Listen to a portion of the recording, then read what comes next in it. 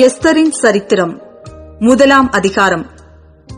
இந்து தேசம் முதல் எத்தியோப்பியா தேசம் வரைக்கும் உள்ள 127 நாடுகளையும் அரசாண்ட அகாஸ்வேருவின் நாட்களிலே சம்பவித்ததாவது: ராஜாவாகிய அகாஸ்வேரு சூசான் அரமனையில் இருக்கிற தன் ராஜ்யத்தின் சிங்காசனத்தின் மேல் வீற்றிருந்தான். அவன் தன் ராஜ்யபாரத்தின் 3ஆம் வருஷத்திலே தன்னுடைய பிரபுக்களுக்கும் ஊழியக்காரருக்கும் விருந்து பண்ணினான். அப்பொழுது பெர்சியா, மேதியா தேசங்களிலுள்ள மகத்தானவர்களும் நாடுகளின் அதிபதிகளும் பிரபுக்களும் அவன் சமூகத்தில் வந்திருந்தார்கள். அவன் தன் ராஜ்யத்தின் மகிமையான ஐஸ்வர்யத்தையும் தன் மகத்துவத்தின் சிறந்த பிரதாபத்தையும் அநேக நாளாகிய 180 நாளளவும் விளங்கச் செய்து கொண்டிருந்தான். அந்த நாட்கள் முடிந்தபோது ராஜா சூசான் அரமனையில் வந்திருந்த பெரியோர் முதல் சிறியோர் மட்டுமுள்ள சமஸ்த ஜனங்களுக்கும் ராஜ அரமனையைச் சேர்ந்த சிங்கார தோட்டத்தில் உள்ள மண்டபத்தில் 7 நாள் விருந்து செய்வித்தான். அங்கே வெண்கல தூண்களின் மேலுள்ள வெள்ளி வளையங்களில் மெல்லிய நூலும் சிவப்பு நூலுமான கயிறுகளால் வெள்ளையும் பச்சையும் இள நீளமுமாகிய தொங்கு திரைகள் விதானித்திருந்தது. சிவப்பும் நீலமும் வெள்ளையும் கருப்புமான கற்கள் பதித்திருந்த தள வரிசையின் மேல் பொற்சரிகையும் வெள்ளி சரிகையுமான மெத்தைகள் வைக்கப்பட்டிருந்தது. பொன்னால் செய்யப்பட்ட நானாவித பாத்திரங்களிலே பானம் கொடுக்கப்பட்டது. முதல் தரமான திராட்சரசம் ராஜஸ்துதிக்கு ஏற்க பரிபூர்ணமாய் பரிமாறப்பட்டது. அவரவருடைய மனதின்படியே செய்யலாம் என்று ராஜா தன் அரமனையின் பெரிய மனுஷருக்கெல்லாம் கட்டளையிட்டிருந்தபடியினால் முறைப்படி பானம் பண்ணினார்கள். ஒருவனும் பலவந்தம் பண்ணவில்லை. ராஜஸ்திரீயாகிய வஸ்தியும் ராஜாவாகிய அகாஸ்வேருவின் அரமனையிலே ஸ்திரீகளுக்கு ஒரு விருந்து செய்தாள். 7ஆம் நாளிலே ராஜா திராட்சரசத்தினால் களிப்பாயிருக்கும் போது மகா ரூபவதியாயிருந்த ராஜஸ்திரீயாகிய வஸ்தியின் சௌந்தரியத்தை ஜனங்களுக்கும் பிரபுக்களுக்கும் காண்பிக்கும்படி ராஜகிரீடம் தரிக்கப்பட்டவளாக அவளை ராஜாவுக்கு முன்பாக அழைத்து வர வேண்டும் என்று ராஜாவாகிய அகாஸ்வேருவின் சமூகத்தில் சேவிக்கிற மெகுமான், பிஸ்தா, அர்போனா, பிக்தா, அபக்தா, சேதார், கர்காஸ் என்னும் 7 பிரதானிகளுக்கும் கட்டளையிட்டான். ஆனாலும் பிரதானிகள் மூலமாய் ராஜா சொல்லி அனுப்பின கட்டளைக்கு ராஜஸ்திரீயாகிய வஸ்தி வரமாட்டேன் என்றாள். அப்பொழுது ராஜா கடுங்கோபமடைந்து தனக்குள்ளே மூர்க்க வெறி கொண்டான். அச்சமயத்தில் ராஜ சமூகத்தை தரிசிக்கிறவர்களும் ராஜ்யத்தின் முதல் ஆசனங்களில் உட்காருகிறவர்களுமான கர்ஷேனா, சேதார், அத்மாதா, தர்ஷீஸ், மேரேஸ், மர்சேனா, மெமுகான் என்னும் பெர்சியர், மேதியருடைய 7 பிரபுக்களும் அவன் சமீபத்தில் இருந்தார்கள். ராஜா நியாய பிரமாணத்தையும் ராஜ நீதியையும் அறிந்தவர்களிடத்தில் பேசுவது தனக்கு வழக்கமானபடியால் காலாகால வர்த்தமானங்களை அறிந்த பண்டிதர்களை நோக்கி, ராஜாவாகிய அகாஸ்வேரு பிரதானிகள் மூலமாய் சொல்லி அனுப்பின கட்டளையின்படி ராஜஸ்திரீயாகிய வஸ்தி செய்யாமற் போனதின் நிமித்தம் தேச சட்டத்தின்படி அவளுக்கு செய்ய வேண்டியது என்ன என்று கேட்டான். அப்பொழுது மெமுகான் ராஜாவுக்கும் பிரபுக்களுக்கும் முன்னே பிரதியுத்தரமாக, ராஜஸ்திரீயாகிய வஸ்தி ராஜாவுக்கு மாத்திரமல்ல, ராஜாவாகிய அகாஸ்வேருவினுடைய சகல நாடுகளிலும் உள்ள சகல பிரபுக்களுக்கும் சகல ஜனங்களுக்கும் கூட அநியாயம் செய்தாள். ராஜாவாகிய அகாஸ்வேரு ராஜஸ்திரீயாகிய வஸ்தியை தமக்கு முன்பாக அழைத்து வரச் சொன்னபோது அவள் வரமாட்டோம் என்கிற செய்தி எல்லா ஸ்திரீகளுக்கும் பிரசித்தமானால் அவர்களும் தங்கள் புருஷரை தங்கள் பார்வையில் அற்பமாய் எண்ணுவார்கள். இன்றைய தினமே பெர்சியாவிலும் மேதியாவிலும் உள்ள பிரபுக்களின் ஸ்திரீகள் ராஜஸ்திரீயின் செய்தியை கேட்கும்போது ராஜாவின் பிரபுக்களுக்கெல்லாம் அப்படியே சொல்லுவார்கள். மிகுந்த அசட்டையும் எரிச்சலும் விளையும். ராஜாவுக்கு சம்மதியாயிருந்தால் வஸ்தி இனி ராஜாவாகிய அகாஸ்வேருவுக்கு முன்பாக வரக்கூடாது என்றும் அவளுடைய ராஜ மேன்மையை அவளை பார்க்கிலும் உத்தமையாகிய மற்றொரு ஸ்திரீக்கு ராஜா கொடுப்பாராக என்றும் அவரால் ஒரு ராஜ கட்டளை பிறந்து அது மீறப்படாதபடிக்கு பெர்சியாவுக்கும் மேதியாவுக்கும் உரிய தேச சட்டத்திலும் எழுதப்பட வேண்டும். இப்படி ராஜா தீர்த்த காரியம் தமது விஸ்தீரணமான ராஜ்யமெங்கும் கேட்கப்படும் போது பெரியோர் முதல் சிறியோர் மட்டுமுள்ள எல்லா ஸ்திரீகளும் தங்கள் புருஷரை கனம் பண்ணுவார்கள் என்றான். இந்த வார்த்தை ராஜாவுக்கும் பிரபுக்களுக்கும் நலமாய் தோன்றினதினால் ராஜா மெமுகானுடைய வார்த்தையின்படியே செய்து, எந்த புருஷனும் தன் வீட்டுக்கு தானே அதிகாரியாய் இருக்க வேண்டும் என்றும் இதை அந்தந்த ஜனங்களுடைய பாஷையிலே பிரசித்தம் பண்ண வேண்டும் என்றும் அந்தந்த நாட்டில் வழங்குகிற அட்சரத்திலும் அந்தந்த ஜாதியார் பேசுகிற பாஷையிலும் ராஜாவின் சகல நாடுகளுக்கும் கட்டளை எழுதி அனுப்பினான். எஸ்தர் 2ஆம் அதிகாரம். இவைகளுக்கு பின்பு ராஜாவாகிய அகாஸ்வேருவின் உக்கிரம் தணிந்தபோது அவன் வஸ்தியையும் அவள் செய்ததையும் அவளை குறித்து தீர்மானிக்கப்பட்டதையும் நினைத்தான். அப்பொழுது ராஜாவை சேவிக்கிற அவனுடைய ஊழியக்காரர் அவனை நோக்கி, ரூபவதிகளாயிருக்கிற கன்னி பெண்களை ராஜாவுக்காக தேட வேண்டும். அதற்காக ராஜா தம்முடைய ராஜ்யத்தின் நாடுகளிலெல்லாம் விசாரிப்புக்காரரை வைக்க வேண்டும். இவர்கள் ரூபவதிகளாயிருக்கிற சகல கன்னி பெண்களையும் கூட்டி சூசான் அரமனையில் இருக்கிற கன்னி மாடத்துக்கு அழைத்து வந்து ஸ்திரீகளை காவல் பண்ணுகிற ராஜாவின் பிரதானியாகிய ஏகாயின் வசத்திலே ஒப்புவிக்க வேண்டும். அவர்களுடைய சுத்திகரிப்புக்கு வேண்டியவைகள் அவர்களுக்கு கொடுக்கப்பட வேண்டும். அப்பொழுது ராஜாவின் கண்களுக்கு பிரியமான கன்னி வஸ்திக்கு பதிலாக பட்டத்து ஸ்திரீயாக வேண்டும் என்றார்கள். இந்த வார்த்தை ராஜாவுக்கு நலமாய் தோன்றினபடியால் அப்படியே செய்தான். அப்பொழுது சூசான் அரமனையிலே பென்யமீனியனாகிய கீசின் குமாரன் சீமேயினுடைய மகனாகிய யாவீரின் குமாரன் மொர்தெகாய் என்னும் பேருள்ள ஒரு யூதன் இருந்தான். அவன் பாபிலோன் ராஜாவாகிய நேபுகாத்நேச்சார் யூதாவின் ராஜாவாகிய எகோனியாவை பிடித்துக் கொண்டு போகிறபோது அவனோட கூட எருசலேமிலிருந்து பிடித்துக் கொண்டு போகப்பட்டவர்களில் ஒருவனாயிருந்தான். அவன் தன் சிறிய தகப்பன் குமாரத்தியாகிய எஸ்தர் என்னும் அத்சாளை வளர்த்தான். அவளுக்கு தாய் தகப்பன் இல்லை. அந்த பெண் ரூபவதியும் சௌந்தரியமுடையவளுமாயிருந்தாள். அவள் தகப்பனும் அவள் தாயும் மரணமடைந்த போது மொர்தெகாய் அவளை தன் குமாரத்தியாக எடுத்துக்கொண்டார். ராஜாவின் கட்டளையும் தீர்மானமும் பிரசித்தமாகி அநேகம் பெண்கள் கூட்டப்பட்டு சூசான் அரமனையிலுள்ள ஏகாயின் வசத்தில் ஒப்புவிக்கப்படுகிற போது எஸ்தரும் ராஜாவின் அரமனைக்கு அழைத்துக் கொண்டு போகப்பட்டு ஸ்திரீகளை காவல் பண்ணுகிற ஏகாயின் வசத்தில் ஒப்புவிக்கப்பட்டாள். அந்த பெண் அவன் பார்வைக்கு நன்றாயிருந்ததினால் அவளுக்கு அவன் கண்களிலே தயை கிடைத்தது. ஆகையால் அவளுடைய சுத்திகரிப்புக்கு வேண்டியவைகளையும் அவளுக்கு தேவையான மற்றவைகளையும் அவளுக்கு கொடுக்கவும் ராஜ அரமனையில் இருக்கிற 7 தாதிமார்களை அவளுக்கு நியமிக்கவும் ஜாக்கிரதைப்பட்டு கன்னிமாடத்தில் சிறந்த ஒரு இடத்திலே அவளையும் அவள் தாதிமார்களையும் வைத்தான். எஸ்தரோவென்றால் தன் குலத்தையும் தன் பூர்வோத்தரத்தையும் அறிவிக்காதிருந்தாள். மொர்தெகாய் அதை தெரிவிக்க வேண்டாம் என்று அவளுக்கு கற்பித்திருந்தான். எஸ்தருடைய சுக செய்தியையும் அவளுக்கு நடக்கும் காரியத்தையும் அறிய மொர்தெகாய் நாடோறும் கன்னி மாடத்து முற்றத்துக்கு முன்பாக உலாவுவான். ஒவ்வொரு பெண்ணும் 6 மாதம் வெள்ளை போல தைலத்தினாலும் 6 மாதம் சுகந்த வர்க்கங்களினாலும் ஸ்திரீகளுக்குரிய மற்ற சுத்திகரிப்புகளினாலும் ஜோடிக்கப்படுகிற நாட்கள் நிறைவேறி இவ்விதமாய் ஸ்திரீகளின் முறைமைப்படி 12 மாதமாக செய்யப்பட்டு தீர்ந்த பின்பு ராஜாவாகிய அகாஸ்வேருவினிடத்தில் பிரவேசிக்க அவளுடைய முறை வருகிறபோது இப்படி ஜோடிக்கப்பட்ட பெண் ராஜாவினிடத்தில் பிரவேசிப்பாள். கன்னி மாடத்திலிருந்து தன்னோட கூட ராஜ அரமனைக்கு போக அவள் தனக்கு வேண்டும் என்று கேட்பவையெல்லாம் அவளுக்கு கொடுக்கப்படும். சாயங்காலத்திலே அவள் உள்ளே பிரவேசித்து காலமே அபிமான ஸ்திரீகளை காவல் பண்ணுகிற ராஜாவின் பிரதானியாகிய சாஸ்காசுடைய விசாரிப்புக்குள்ளிருக்கிற ஸ்திரீகளின் 2ஆம் மாடத்துக்கு திரும்பி வருவாள். ராஜா தன்னை விரும்பி பேர் சொல்லி அழைப்பித்தாலொழிய அவள் ஒருபோதும் ராஜாவினிடத்தில் பிரவேசிக்க கூடாது. மொர்தெகாய் தனக்கு குமாரத்தியாய் ஏற்றுக்கொண்டவளும் அவன் சிறிய தகப்பனாகிய அபியாயேலின் குமாரத்தியுமான எஸ்தர் ராஜாவினிடத்தில் பிரவேசிக்கிறதற்கு முறை வந்தபோது அவள் ஸ்திரீகளை காவல் பண்ணுகிற ராஜாவின் பிரதானியாகிய ஏகாய் நியமித்த காரியமே அல்லாமல் வேறொன்றும் கேட்கவில்லை. எஸ்தருக்கு தன்னை காண்கிற எல்லார் கண்களிலும் தயை கிடைத்தது. அப்படியே எஸ்தர் ராஜாவாகிய அகாஸ்வேரு அரசாளுகிற 7ஆம் வருஷம் தேபேத் மாதமாகிய 10ஆம் மாதத்திலே ராஜாவினிடத்தில் அரமனைக்கு அழைத்துக் கொண்டு போகப்பட்டாள். ராஜா சகல ஸ்திரீகளை பார்க்கிலும் எஸ்தர் மேல் அன்பு வைத்தான். சகல கன்னிகைகளை பார்க்கிலும் அவளுக்கு அவன் சமூகத்தில் அதிக தயையும் பட்சமும் கிடைத்தது. ஆகையால் அவன் ராஜ கிரீடத்தை அவள் சிரசின் மேல் வைத்து அவளை வஸ்தியின் ஸ்தானத்திலே பட்டத்து ஸ்திரீயாக்கினான்.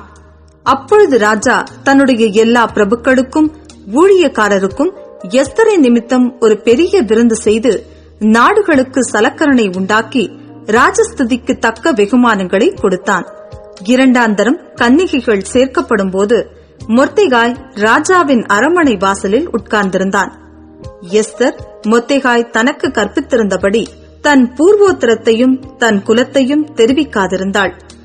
எஸ்தர் மொர்தெகாய் இடத்திலே வளரும் போது அவன் சொற்கேற்று நடந்தது போல இப்பொழுதும் அவன் சொற்கேற்று நடந்து வந்தாள். அந்நாட்களில் மொர்தெகாய் ராஜாவின் அரமனை வாசலில் உட்கார்ந்திருக்கிற போது வாசல் காக்கிற ராஜாவின் 2 பிரதானிகளாகிய பிக்தானும் தேரேசும் வர்மம் வைத்து ராஜாவாகிய அகாஸ்வேருவின் மேல் கை போட வகை தீடினார்கள். இந்த காரியம் மொர்தெகாய்க்கு தெரிய வந்ததினால் அவன் அதை ராஜாத்தியாகிய எஸ்தருக்கு அறிவித்தான். எஸ்தர் மொர்தெகாயின் பேரால் அதை ராஜாவுக்கு சொன்னாள். அந்த காரியம் விசாரிக்கப்படுகிற போது அது மெய்யென்று காணப்பட்டது. ஆகையால் அவர்கள் இருவரும் மரத்திலே தூக்கி போடப்பட்டார்கள். இது ராஜ சமூகத்திலே நாளாகம புஸ்தகத்திலே எழுதப்பட்டிருக்கிறது. எஸ்தர் 3ஆம் அதிகாரம்.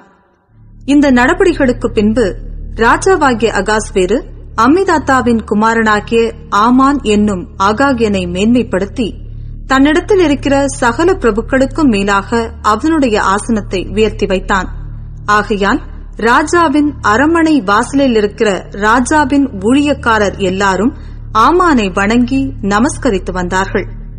அவனுக்கு இப்படி செய்ய வேண்டும் என்று ராஜா கட்டளையிட்டிருந்தான். ஆனாலும் மொர்தெகாய் அவனை வணங்கவும் இல்லை, நமஸ்கரிக்கவும் இல்லை. அப்பொழுது ராஜாவின் அரமனை வாசலில் இருக்கிற ராஜாவின் ஊழியக்காரர் மொர்தெகாயை பார்த்து, நீ ராஜாவின் கட்டளையை மீறுகிறது என்ன என்று கேட்டார்கள். இப்படி அவர்கள் நாளுக்கு நாள் அவனுடனே சொல்லியும் அவன் தங்களுக்கு செவி கொடாத போது தான் யூதன் என்று அவன் அவர்களுக்கு அறிவித்திருந்தபடியால் மொர்தெகாயின் சொற்கள் நிலை நிற்குமோ என்று பார்க்கிறதற்கு அதை ஆமானுக்கு அறிவித்தார்கள். ஆமான் மொர்தெகாய் தன்னை வணங்கி நமஸ்கரியாததை கண்டபோது மூர்க்கம் நிறைந்தவனானான். ஆனாலும் மொர்தெகாயின் மேல் மாத்திரம் கைப்போடுவது அவனுக்கு அற்ப காரியமாக கண்டது. மொர்தெகாயின் ஜனங்கள் இன்னாரென்று ஆமானுக்கு அறிவிக்கப்பட்டிருந்தபடியால் அகாஸ்வேருவின் ராஜ்யமெங்கும் இருக்கிற மொர்தெகாயின் ஜனமாகிய யூதரை எல்லாம் சங்கரிக்க அவன் வகை தேடினான். ராஜாவாகிய அகாஸ்வேருவின் 12ஆம் வருஷம் நிசான் மாதமாகிய 1ஆம் மாதத்திலே ஆமானுக்கு முன்பாக பூர் என்னப்பட்ட சீட்டு ஒவ்வொரு நாளையும் ஒவ்வொரு மாதத்தையும் குறித்து போடப்பட்டு ஆதார் மாதமான 12ஆம் மாதத்தின் மேல் விழுந்தது. அப்பொழுது ஆமான் அகாஸ்வேரு ராஜாவை நோக்கி, உம்முடைய ராஜ்யத்தின் சகல நாடுகளிலும் உள்ள ஜனங்களுக்குள்ளே ஒருவித ஜனங்கள் சிதறுண்டு பரம்பியிருக்கிறார்கள். அவர்களுடைய வழக்கங்கள் சகல ஜனங்களுடைய வழக்கங்களுக்கும் விகற்பமாயிருக்கிறது. அவர்கள் ராஜாவின் சட்டங்களை கைக்கொள்ளுகிறதில்லை. ஆகையால் அவர்களை இப்படி விட்டிருக்கிறது ராஜாவுக்கு நியாயமல்ல. ராஜாவுக்கு சம்மதியானால் அவர்களை அழிக்க வேண்டும் என்று எழுதி அனுப்ப வேண்டியது. அப்பொழுது நான் ராஜாவின் கஜானாவிலே கொண்டு வந்து செலுத்த 10,000 தாலந்து வெள்ளியை எண்ணி காரியக்காரர் கையில் கொடுப்பேன் என்றான். அப்பொழுது ராஜா தன் கையில் இருக்கிற தன் மோதிரத்தை கழற்றி அதை ஆகாகியனான அம்மிதாத்தாவின் குமாரனும் யூதரின் சத்ருவுமாகிய ஆமானிடத்தில் கொடுத்து ஆமானை நோக்கி, அந்த வெள்ளியை நீ வைத்துக்கொள், அந்த ஜனத்துக்கு உன் இஷ்டப்படி செய்யலாம் என்றான். 1ஆம் மாதம் 13ஆம் தேதியிலே ராஜாவின் சம்பிரதிகள் அழைக்கப்பட்டார்கள். ஆமான் கற்பித்தபடியெல்லாம் ராஜாவின் தேசாதிபதிகளுக்கும் ஒவ்வொரு நாட்டின் மேல் வைக்கப்பட்டிருந்த துரைகளுக்கும் ஒவ்வொரு ஜனத்தின் பிரபுக்களுக்கும் அந்தந்த நாட்டில் வழங்கும் அட்சரத்திலும் அந்தந்த ஜாதியார் பேசும் பாஷையிலும் எழுதப்பட்டது. ராஜாவாகிய அகாஸ்வேருவின் பேரால் அது எழுதப்பட்டு ராஜாவின் மோதிரத்தினால் முத்திரை போடப்பட்டது. ஆதார் மாதமான 12ஆம் மாதம் 13ஆம் தேதியாகிய ஒரே நாளிலே சிறியோர் பெரியோர் குழந்தைகள் ஸ்திரீகள் ஆகிய சகல யூதரையும் அழித்துக் கொன்று நிர்மூலமாக்கவும் அவர்களை கொள்ளையிடவும் அஞ்சற்காரர் கையிலே ராஜாவின் நாடுகளுக்கெல்லாம் கட்டளைகள் அனுப்பப்பட்டது. அந்த நாடுக்கு ஆயத்தப்பட்டிருக்க வேண்டும் என்று சகல ஜனங்களுக்கும் கூறி அறிவிக்கிறதற்காக கொடுக்கப்பட்ட கட்டளையின் நகல் இதுவே. இது ஒவ்வொரு நாட்டிலும் பிரசித்தம் பண்ணப்பட்டது. அந்த அஞ்சற்காரர் ராஜாவின் உத்தரவினால் தீவிரமாய் புறப்பட்டு போனார்கள். அந்த கட்டளை சூசான் அரமனையில் பிறந்தது. ராஜாவும் ஆமானும் குடிக்கும்படி உட்கார்ந்தார்கள். சூசான் நகரம் கலங்கிற்று. எஸ்தர் 4ஆம் அதிகாரம். நடந்த யாவற்றையும் மொர்தெகாய் அறிந்தபோது மொர்தெகாய் தன் வஸ்திரங்களை கிழித்து ரட்டுடுத்தி சாம்பல் போட்டுக்கொண்டு நகரத்தின் நடுவே புறப்பட்டு போய் துயரமுள்ள மகா சத்தத்துடனே அலறிக்கொண்டு ராஜாவின் அரமனை வாசல் முகப்பு மட்டும் வந்தான். ரட்டுடுத்தினவனாய் ராஜாவின் அரமனை வாசலுக்குள் பிரவேசிக்க ஒருவனுக்கும் உத்தரவில்லை. ராஜாவின் உத்தரவும் அவனுடைய கட்டளையும் போய்ச் சேர்ந்த ஒவ்வொரு நாட்டிலும் ஸ்தலத்திலும் உள்ள யூதருக்குள்ளே மகா துக்கமும் உபவாசமும் அழுகையும் புலம்பலும் உண்டாய் அநேகர் ரட்டுடுத்தி சாம்பலில் கிடந்தார்கள். அப்பொழுது எஸ்தரின் தாதிமார்களும் அவளுடைய பிரதானிகளும் போய் அதை அவளுக்கு அறிவித்தார்கள். அதனாலே ராஜாத்தி மிகவும் துக்கப்பட்டு மொர்தெகாய் உடுத்திருந்த ரட்டை எடுத்து போட்டு அவனை உடுத்துவிக்கிறதற்கு வஸ்திரங்களை அனுப்பினாள். அவனோ அவைகளை ஏற்றுக்கொள்ளாதிருந்தான். அப்பொழுது எஸ்தர் தன் பணிவிடைக்கென்று ராஜாவினால் நியமித்திருந்த அவனுடைய பிரதானிகளில் ஒருவனாகிய ஆத்தாகை அழைப்பித்து காரியம் என்ன, அதன் முகாந்தரம் என்ன என்று அறியும்படி மொர்தெகாயினிடத்தில் விசாரிக்க அவனுக்கு கட்டளையிட்டாள். அப்படியே ஆத்தாகு ராஜாவின் அரமனை வாசலுக்கு முன்னான பட்டண வீதியில் இருக்கிற மொர்தெகாயினிடத்தில் புறப்பட்டு போனான். அப்பொழுது மொர்தெகாய் தனக்கு சம்பவித்த எல்லாவற்றை பற்றியும் யூதரை அழிக்கும்படி ஆமான் ராஜாவின் கஜானாவுக்கு எண்ணிக் கொடுப்பேன் என்று சொன்ன பணத்தொகையை பற்றியும் அவனுக்கு அறிவித்ததும் அன்றி, யூதர்களை அழிக்கும்படி சூசானில் பிறந்த கட்டளையின் நகலையும் அவனிடத்தில் கொடுத்து அதை எஸ்தருக்கு காண்பித்து தெரியப்படுத்தவும், அவள் அகத்தியமாய் ராஜாவினிடத்தில் போய் அவனிடத்தில் தன் ஜனங்களுக்காக விண்ணப்பம் பண்ணவும் மன்றாடவும் வேண்டும் என்று அவளுக்கு சொல்லச் சொன்னான். ஆத்தாகு வந்து மொர்தெகாயின் வார்த்தைகளை எஸ்தருக்கு அறிவித்தாள். அப்பொழுது எஸ்தர் ஆத்தாகினிடத்தில் மொர்தெகாய்க்கு சொல்லி அனுப்பினது: யாராவது அழைப்பிக்கப்படாமல் உள்முற்றத்தில் ராஜாவினிடத்தில் பிரவேசித்தால், புருஷரானாலும் ஸ்திரீயானாலும் சரி, அவர்கள் பிழைக்கும்படிக்கு அவர்களுக்கு ராஜா பொற்செங்கோலை நீட்டினாலொழிய மற்றபடி சாக வேண்டும் என்கிற ஒரு தவறாத சட்டமுண்டு. இது ராஜாவின் சகல ஊழியக்காரருக்கும் ராஜாவினுடைய நாடுகளில் உள்ள சகல ஜனங்களுக்கும் தெரியும். நான் இந்த 30 நாளளவும் ராஜாவினிடத்தில் வரவழைக்கப்படவில்லை என்று சொல்லச் சொன்னாள். எஸ்தரின் வார்த்தைகளை மொர்தெகாய்க்கு தெரிவித்தார்கள். மொர்தெகாய் எஸ்தருக்கு திரும்பச் சொல்லச் சொன்னது: நீ ராஜாவின் அரமனையில் இருக்கிறதினால் மற்ற யூதர் தப்பக்கூடாதிருக்க நீ தப்புவாய் என்று உன் மனதிலே நினைவு கொள்ளாதே. நீ இந்த காலத்திலே மௌனமாயிருந்தால் யூதருக்கு சகாயமும் ரட்சிப்பும் வேறொரு இடத்திலிருந்து எழும்பும். அப்பொழுது நீயும் உன் தகப்பன் குடும்பத்தாரும் அழிவீர்கள். நீ இப்படிப்பட்ட காலத்துக்கு உதவியாயிருக்கும்படி உனக்கு ராஜமேன்மை கிடைத்திருக்கலாமே, யாருக்கு தெரியும் என்று சொல்லச் சொன்னான். அப்பொழுது எஸ்தர் மொர்தெகாய்க்கு மறுபடியும் சொல்லச் சொன்னது: நீர் போய் சூசானில் இருக்கிற யூதரையெல்லாம் கூடி வரச் செய்து 3 நாள் அல்லும் பகலும் புசியாமலும் குடியாமலும் இருந்து எனக்காக உபவாசம் பண்ணுங்கள். நானும் என் தாதிமாரும் உபவாசம் பண்ணுவோம். இவ்விதமாக சட்டத்தை மீறி ராஜாவினிடத்தில் பிரவேசிப்பேன். நான் செத்தாலும் சாகிறேன் என்று சொல்ல சொன்னாள். அப்பொழுது மொர்தெகாய் புறப்பட்டு போய் எஸ்தர் தனக்கு கற்பித்தபடியெல்லாம் செய்தான். எஸ்தர் 5ஆம் அதிகாரம். 3ஆம் நாளிலே எஸ்தர் ராஜ வஸ்திரம் தரித்துக் கொண்டு ராஜ அரண்மனையின் உள்முற்றத்தில் ராஜா கொலுவிருக்கும் ஸ்தானத்துக்கு எதிராக வந்து நின்றாள். ராஜா அரண்மனை வாசலுக்கு எதிரான கொலு மண்டபத்தில் ராஜாசனத்திலே வீற்றிருந்தான். ராஜா ராஜஸ்திரீயாகிய எஸ்தர் முற்றத்தில் நிற்கிறதைக் கண்டபோது அவளுக்கு அவன் கண்களில் தயை கிடைத்ததினால் ராஜா தன் கையில் இருக்கிற பொற்செங்கோலை எஸ்தரிடத்திற்கு நீட்டினான். அப்பொழுது எஸ்தர் கிட்ட வந்து செங்கோலின் நுனியை தொட்டாள்.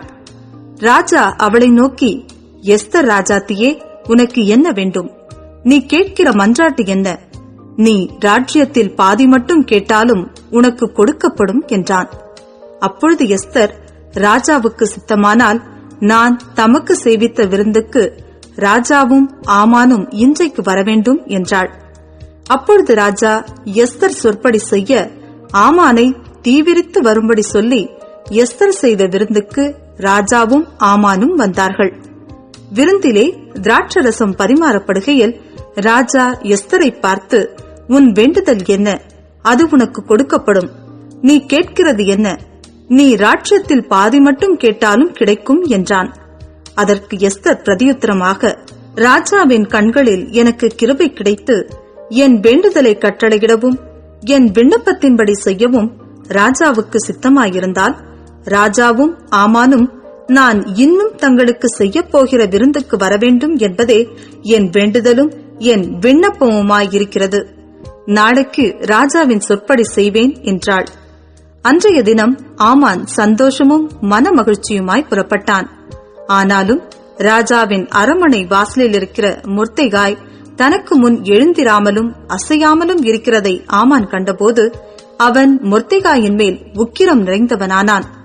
ஆகிலும் ஆமான் அதை அடக்கிக் கொண்டு தன் வீட்டுக்கு வந்து தன் சிநேகிதரையும் தன் மனைவியாகிய சிரேஷையும் அழைத்து தன் ஐஸ்வர்யத்தின் மகிமையையும் தன் பிள்ளைகளின் திரட்சியையும் ராஜா தன்னை பெரியவனாக்கி தன்னை பிரபுக்கள் மேலும் ராஜாவின் ஊழியக்காரர் மேலும் உயர்த்தின எல்லாவற்றையும் ஆமான் அவர்களுக்கு விவரித்துச் சொன்னான்.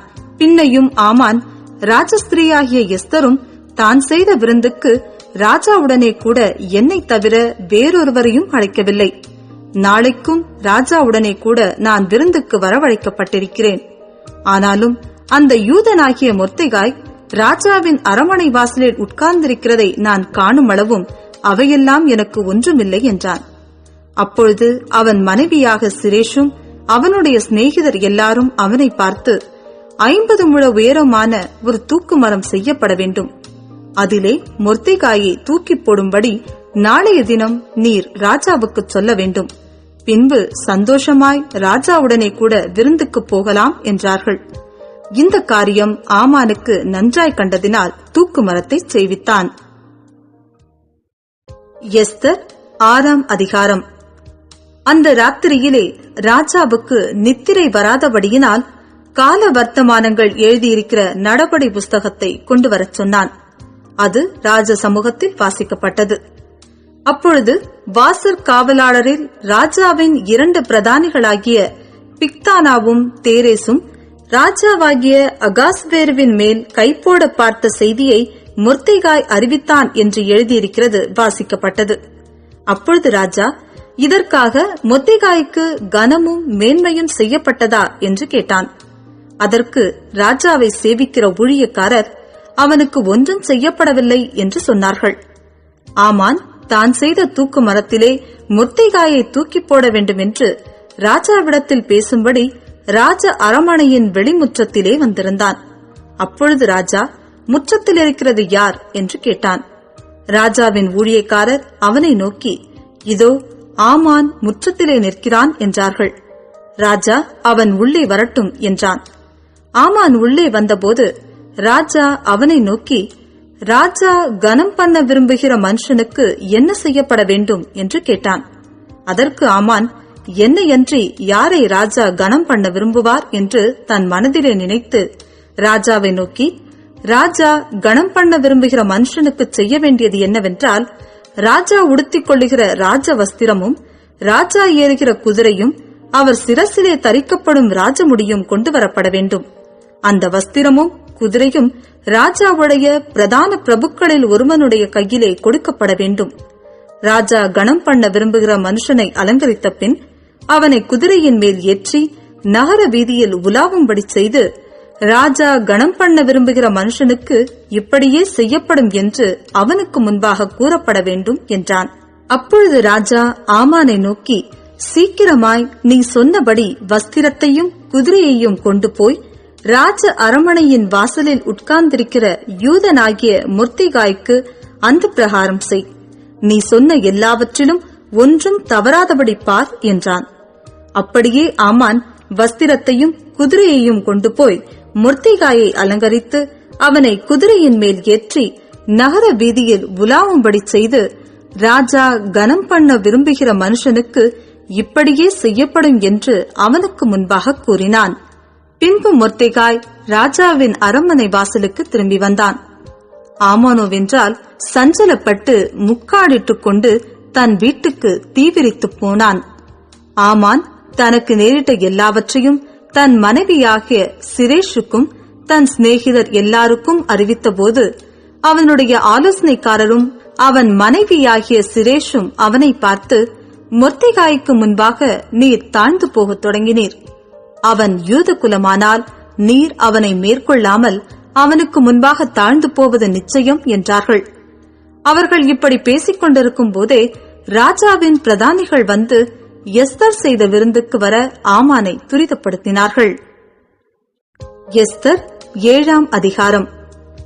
ராஜாத்தியாகிய எஸ்தருடனே விருந்துண்ண ராஜாவும் ஆமானும் வந்தபோது 2ஆம் நாள் விருந்தில் திராட்சரசம் பரிமாறப்படும் போது ராஜா எஸ்தரை நோக்கி, எஸ்தர் ராஜாத்தியே, உன் வேண்டுதல் என்ன? அது உனக்கு கொடுக்கப்படும். நீ கேட்கிற மன்றாட்டு என்ன?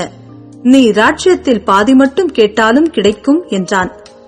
அப்பொழுது ராஜாத்தியாகிய எஸ்தர் பிரதியுத்தரமாக, ராஜாவே, உம்முடைய கண்களில் எனக்கு கிருபை கிடைத்து ராஜாவுக்கு சித்தமாயிருந்தால் என் வேண்டுதலுக்கு என் ஜீவனும் என் மன்றாட்டுக்கு என் ஜனங்களும் எனக்கு கட்டளையிடப்படுவதாக.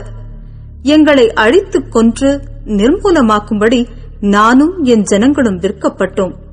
அடிமைகளாகவும் வெள்ளாட்டிகளாகவும் விற்கப்பட்டு போனாலும் நான் மௌனமாயிருப்பேன். இப்பொழுதோ ராஜாவுக்கு உண்டாகும் நஷ்டத்துக்கு அந்த சத்துரு உத்தரவாதம் பண்ண முடியாது என்றாள். அப்பொழுது ராஜாவாகிய அகாஸ்வேரு மறுமொழியாக ராஜாத்தியாகிய எஸ்தரை நோக்கி, இப்படி செய்ய துணிகரம் கொண்டவன் யார்? அவன் எங்கே என்றான். அதற்கு எஸ்தர், சத்துருவும் பகைஞனுமாகிய அந்த மனிதன் இந்த துஷ்ட ஆமான்தான் என்றாள். அப்பொழுது ராஜாவுக்கும் ராஜாத்திக்கும் முன்பாக ஆமான் திகிலடைந்தான். ராஜா உக்கிரத்தோடே திராட்சரச பந்தியை விட்டெழுந்து அரண்மனை தோட்டத்திற்கு போனான். ராஜாவினால் தனக்கு பொல்லாப்பு நிர்ணயிக்கப்பட்டதென்று ஆமான் கண்டு ராஜாத்தியாகிய எஸ்தரிடத்தில் தன் பிராணனுக்காக விண்ணப்பம் பண்ண எழுந்து நின்றான். ராஜா அரண்மனை தோட்டத்திலிருந்து திராட்சரசம் பரிமாறப்பட்ட இடத்துக்கு திரும்பி வருகையில் எஸ்தர் உட்கார்ந்திருக்கிற மெத்தையின் மேல் ஆமான் விழுந்து கிடந்தான். அப்பொழுது ராஜா, நான் அரண்மனையில் இருக்கும் போதே என் கண் முன்னே இவன் ராஜாத்தியை பலவந்தம் செய்ய வேண்டும் என்றிருக்கிறானோ என்றான். இந்த வார்த்தை ராஜாவின் வாயிலிருந்து பிறந்தவுடனே ஆமானின் முகத்தை மூடி போட்டார்கள். அப்பொழுது ராஜ சமூகத்தில் இருக்கிற பிரதானிகளில் அர்போனா என்னும் ஒருவன், இதோ ராஜாவின் நன்மைக்காக பேசின மொர்தெகாய்க்கு ஆமான் செய்வித்த 50 முழ உயரமான தூக்குமரம் ஆமானின் வீட்டண்டை நாட்டப்பட்டிருக்கிறது என்றான். அப்பொழுது ராஜா, அதிலே அவனை தூக்கி போடுங்கள் என்றான். அப்படியே ஆமான் மொர்தெகாய்க்கு ஆயத்தம் பண்ணின தூக்கு மரத்தில் ஆமானையே தூக்கி போட்டார்கள். அப்பொழுது ராஜாவின் உக்கிரம் தணிந்தது. எஸ்தர் 8ஆம் அதிகாரம். அன்றைய தினம் அகாஸ்வேரு ராஜா யூதரின் சத்துருவாயிருந்த ஆமானின் வீட்டை ராஜாத்தியாகிய எஸ்தருக்கு கொடுத்தான். மொர்தெகாய் ராஜ சமூகத்தில் வந்தான். அவன் தனக்கு இன்ன உதவி என்று எஸ்தர் அறிவித்திருந்தாள். ராஜா ஆமானின் கையிலிருந்து வாங்கி போட்ட தம்முடைய மோதிரத்தை எடுத்து அதை மொர்தெகாய்க்கு கொடுத்தான். எஸ்தர் மொர்தெகாயை ஆமானின் அரண்மனைக்கு அதிகாரியாக வைத்தாள். பின்னும் எஸ்தர் ராஜ சமூகத்தில் பேசி அவன் பாதங்களில் விழுந்து அழுது ஆகாகியனான ஆமானின் தீவினையையும் அவன் யூதருக்கு விரோதம் செய்ய யோசித்த யோசனையையும் பரிகரிக்க அவனிடத்தில் விண்ணப்பம் பண்ணினாள். அப்பொழுது ராஜா பொற்செங்கோலை எஸ்தருக்கு நீட்டினான். எஸ்தர் எழுந்திருந்து ராஜ சமூகத்தில் நின்று, ராஜாவுக்கு சித்தமாயிருந்து அவர் சமூகத்தில் எனக்கு கிருபை கிடைத்து ராஜ சமூகத்தில் நான் சொல்லும் வார்த்தை சரியென்று காணப்பட்டு அவருடைய கண்களுக்கு நான் பிரியமாயிருந்தால் ராஜாவின் நாடுகளிலெல்லாம் இருக்கிற யூதரை அழிக்க வேண்டும் என்று அமிதாத்தாவின் குமாரனாகிய ஆமான் என்னும் ஆகாகியன் தீவினையாய் எழுதின கட்டளைகள் செல்லாமற் போக பண்ணும்படி எழுதி அனுப்பப்பட வேண்டும். என் ஜனத்தின் மேல் வரும் பொல்லாப்பை நான் எப்படி பார்க்கக்கூடும்? என் குலத்துக்கு வரும் அழிவை நான் எப்படி சகிக்கக்கூடும் என்றாள்.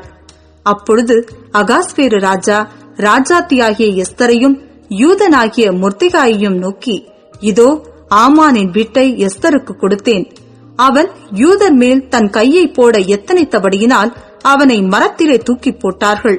இப்போதும் உங்களுக்கு இஷ்டமானபடி நீங்கள் ராஜாவின் நாமத்தினால் யூதருக்காக எழுதி ராஜாவின் மோதிரத்தினால் முத்திரை போடுங்கள்.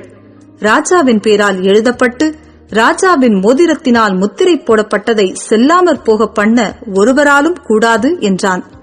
சீவான் மாதம் என்னும் 3ஆம் மாதம் 23ஆம் தேதியாகிய அக்காலத்திலேதானே ராஜாவின் சம்பிரதிகள் அழைக்கப்பட்டார்கள்.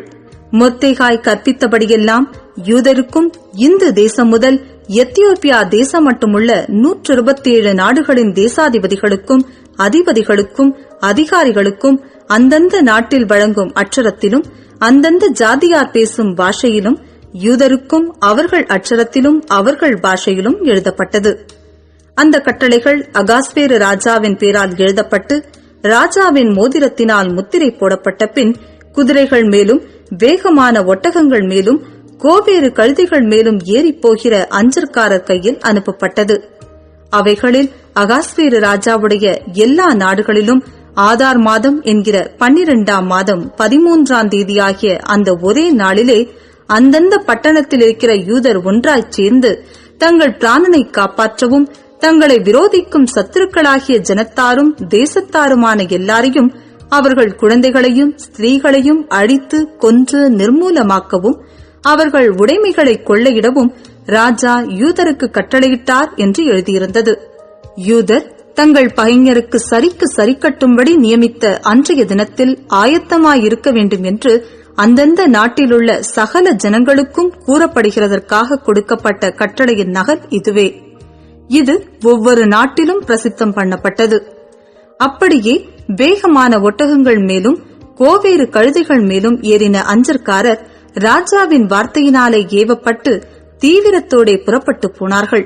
அந்த கட்டளை சூசான் அரமனையில் கொடுக்கப்பட்டது.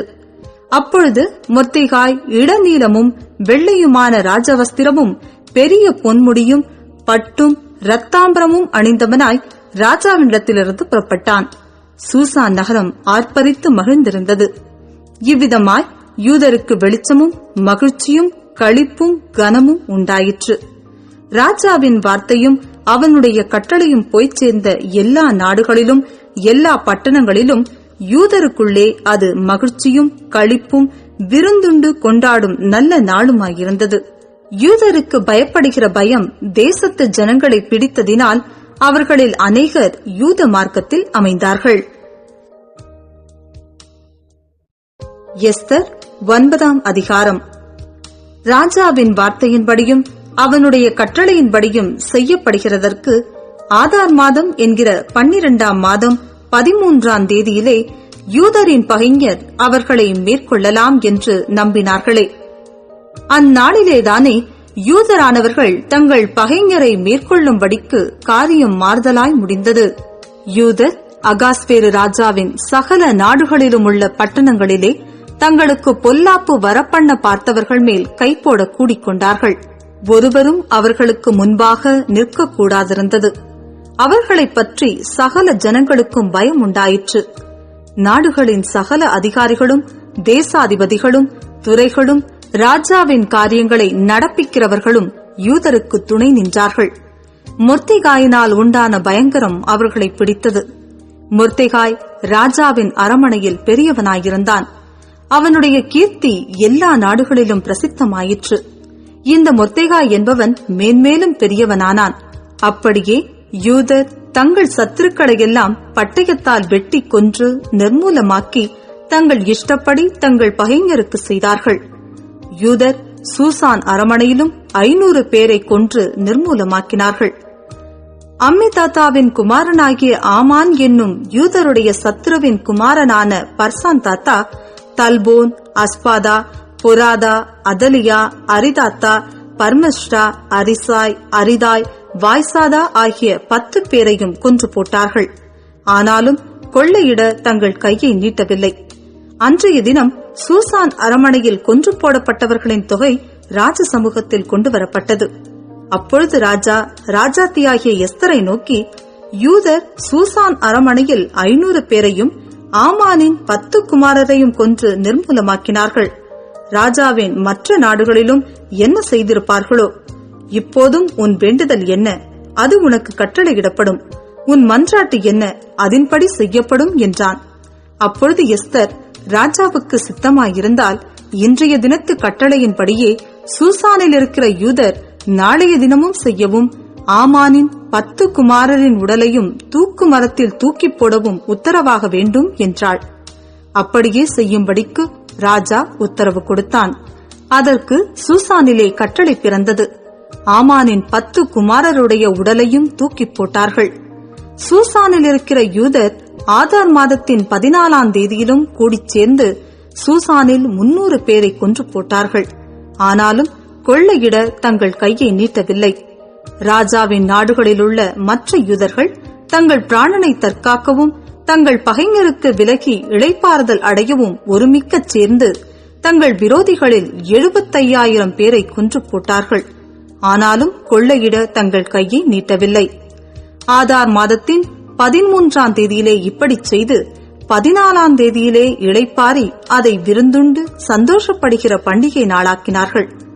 சூசானிலுள்ள யூதரோவென்றால் அந்த மாதத்தின் 13ஆம் தேதியிலும் 14ஆம் தேதியிலும் ஏகமாய் கூடி 15ஆம் தேதியில் இளைப்பாரி அதை விருந்துண்டு சந்தோஷப்படுகிற பண்டிகை நாளாக்கினார்கள். ஆதலால் அலங்கமில்லாத ஊர்களில் குடியிருக்கிற நாட்டுப்புறத்தாரான யூதர்கள் ஆதார் மாதத்தின் 14ஆம் தேதியை சந்தோஷமும் விருந்துண்ணுகிற பூரிப்புமான நாளும் ஒருவருக்கொருவர் வரிசைகளை அனுப்புகிற நாளுமாக்கினார்கள். மொர்தெகாய் இந்த வர்த்தமானங்களை எழுதி சமீபத்திலும் தூரத்திலும் இருக்கிற அகாஸ்வேரு ராஜாவின் சகல நாடுகளிலும் உள்ள எல்லா யூதருக்கும் நிருபங்களை அனுப்பி வருஷந்தோறும் ஆதார் மாதத்தின் 14ஆம் 15ஆம் தேதிகளை யூதர் தங்கள் பகைஞருக்கு நீங்களாகி இளைப்பாறுதல் அடைந்த நாட்களாகவும் அவர்கள் சஞ்சலம் சந்தோஷமாகவும் அவர்கள் துக்கம் மகிழ்ச்சியாகவும் மாறின மாதமாகவும் ஆசரித்து அந்நாட்களில் விருந்துண்டு சந்தோஷம் கொண்டாடவும் ஒருவருக்கொருவர் வரிசைகளை அனுப்பவும் எளியவர்களுக்கு தான தர்மம் செய்யவும் வேண்டும் என்று திட்டம் பண்ணினான். அப்பொழுது யூதர் தாங்கள் செய்ய தொடங்கினபடியும் மொர்தெகாய் தங்களுக்கு எழுதினபடியும் செய்ய சம்மதித்தார்கள். அம்மெதாத்தாவின் குமாரனாகிய ஆமான் என்னும் ஆகாகியன் யூதருக்கெல்லாம் சத்துருவாயிருந்து யூதரை சங்கரிக்க நினைத்து அவர்களை அழிக்கவும் நிர்மூலமாக்கவும் பூர் என்னப்பட்ட சீட்டை போடுவித்தான். ஆனாலும் எஸ்தர் ராஜ சமூகத்தில் போய் யூதருக்கு விரோதமாய் அவன் நினைத்த அவனுடைய பொல்லாத யோசனை அவனுடைய தலையின் மேல் திரும்பும்படி கட்டளை பிறப்பித்ததினாலே அவனையும் அவன் குமாரரையும் மரத்திலே தூக்கி போட்டார்கள். ஆகையினால் அந்த நாட்கள் பூர் என்னும் பேரினால் பூரீம் என்னப்பட்டது. அவன் அந்த நிருபத்தில் எழுதியிருந்த எல்லா வார்த்தைகளின் நிமித்தமும் தாங்களே இந்த விஷயத்தில் அனுபவித்தவைகளின் நிமித்தமும் தங்களுக்கு நேரிட்டவைகளின் நிமித்தமும் யூதர் அதை திட்டப்படுத்தி அந்த 2 நாட்களை குறித்து எழுதியிருக்கிறபடியே அவைகளை வருஷந்தோறும் அவைகளின் சரியான காலத்திலே ஆசரியாமல் இருப்பதில்லை என்பதையும், இந்த நாட்கள் எல்லா தலைமுறைகளிலும் வம்சங்களிலும் தேசங்களிலும் ஊர்களிலும் நினைவு கூறப்பட்டு ஆசரிக்கப்பட வேண்டும் என்பதையும், இந்த பூரீம் என்னும் பண்டிகை நாட்கள் யூதருக்குள்ளே தவறி போகாமலும் அவைகளை நினைவு கூறுதல் தங்கள் சந்ததியாருக்குள்ளே ஒழிந்து போகாமலும் இருக்க வேண்டும் என்பதையும் தங்கள் மேலும் தங்கள் சந்ததியார் மேலும் தங்கள் மார்க்கத்தில் அமைக்கப் போகிற மற்ற யாவர் மேலும் கடனாக நியமித்துக் கொண்டார்கள். பூரிமை குறித்து எழுதியிருக்கிற இந்த 2ஆம் நிருபத்தை திடப்படுத்தும்படிக்கு அபியாயேலின் குமாரத்தியாகிய எஸ்தர் என்னும் ராஜாத்தியும் யூதனாகிய மொர்தெகாயும் பின்னும் மகா உறுதியாய் எழுதினார்கள்.